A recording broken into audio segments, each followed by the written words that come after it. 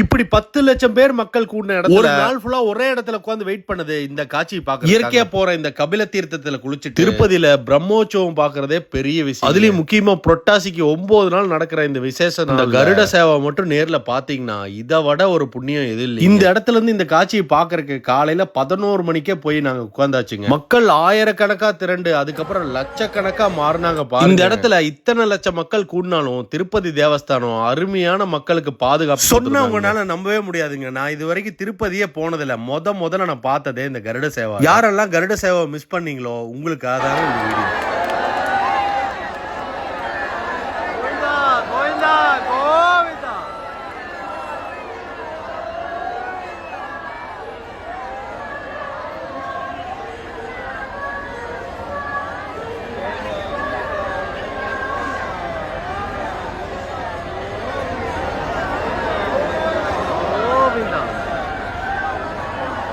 ரெண்டாயிரத்தி 23 கருட சேவை பார்த்த இந்த வீடியோவை சரியா ஒரு வருஷம் வெயிட் பண்ணி உங்களுக்காக அதை போட்டு அடுத்த ஒரு தரமான வீடியோக்கு மறக்காம நம்மளை ஃபாலோ பண்ணிக்கிங்க. நான் ஹோண்டா கார்த்திக்.